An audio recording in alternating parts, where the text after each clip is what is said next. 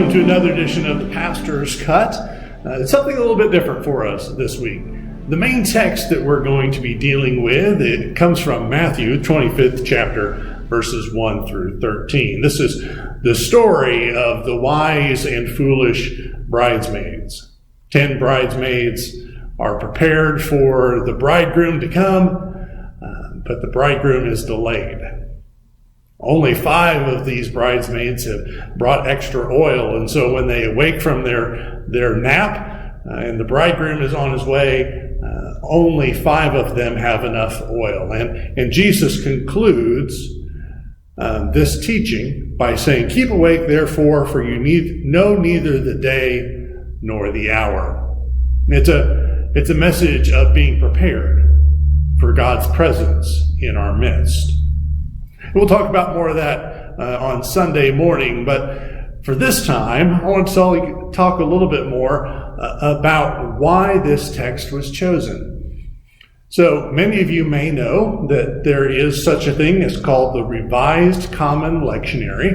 I tend to use the Revised Common Lectionary as a guide for my preaching and for my study. The Revised Common Lectionary came about many years ago, and it is divided into 3 calendar years, and the calendar years go with a cycle in the Christian calendar.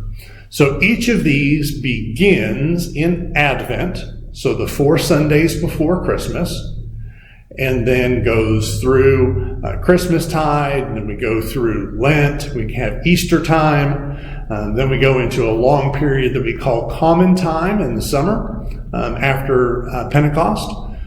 We go into Common Time, and it is most of the year is actually Common Time.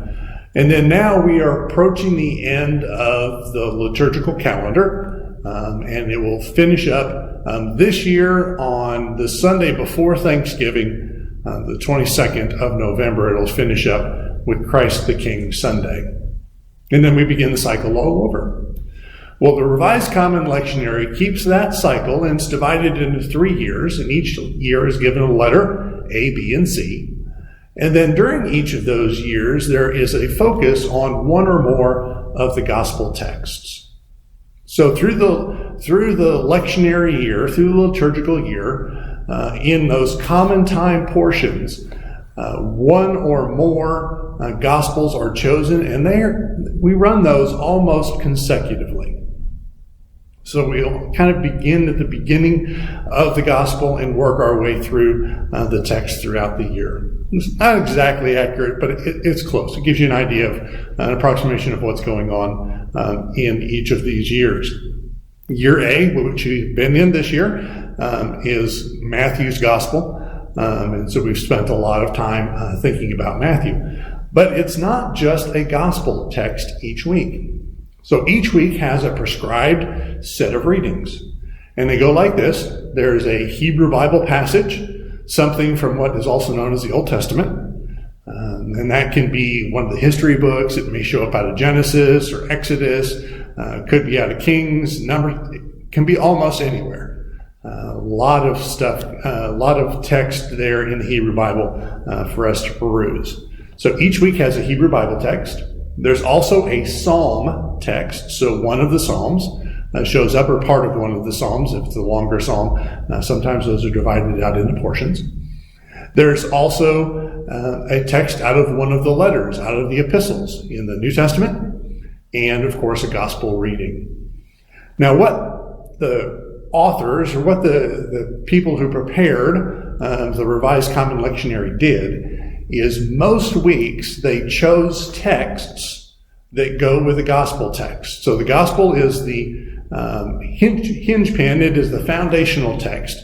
And then usually they choose other texts from the epistles or from Psalms from the Hebrew Bible that support the text, have some of the same themes of the text that is in the gospel reading that week.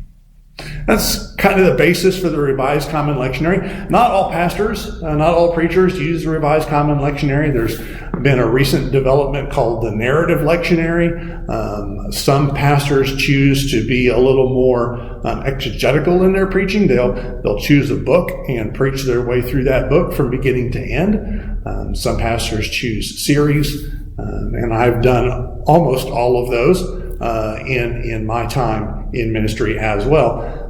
I find the Revised Common Lectionary gives me a good foundation, a good starting point, at least, for our thoughts. So thinking this week, we're going to be talking a lot about waiting. We're going to talk a lot about preparation. And actually, we're going to tie into some of those other texts. We're going to tie into both the epistle text, which comes from 1 Thessalonians, and tie into the Psalm text from Psalm 70. So thank you for joining me for another edition of the Pastor's Cut.